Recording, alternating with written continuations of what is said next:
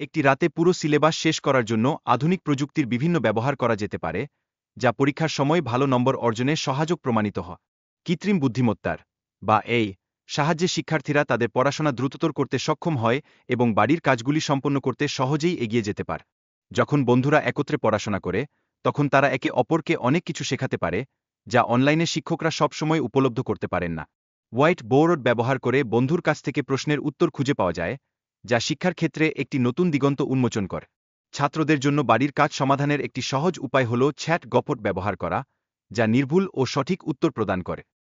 ঠো hand reading প্রযুক্তির সাহায্যে chat গপট থেকে প্রাপ্ত উত্তরগুলোকে সুন্দর হস্তাক্ষরে রূপান্তরিত করা সম্ভব।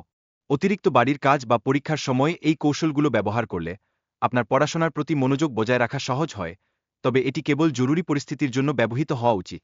ফিউচার সেন্সের নেতৃত্ব কাউন্সিলের মাধ্যমে শিক্ষার্থীরা উন্নত স্কিল অ্যাকুইজিশন এর সুযোগ পায়, যা তাদের ক্যারিয়ারের জন্য অত্যন্ত গুরুত্বপূর্ণ।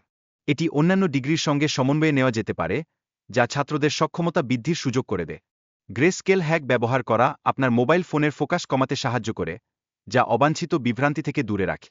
গ্রে স্কেলে মোবাইল ব্যবহার করা আপনার মনোযোগকে আরও কেন্দ্রিত রাখবে এবং পড়াশোনায় মনোযোগ বৃদ্ধি করবে।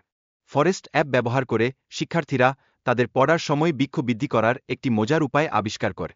তথ্য বিশ্লেষণের জন্য একটি টাইমার অ্যাপ ব্যবহার করে শিক্ষার্থীরা তাদের পড়াশোনার সময় ট্র্যাক করতে পারে, যা মনোযোগী থাকতে সাহায্য করে।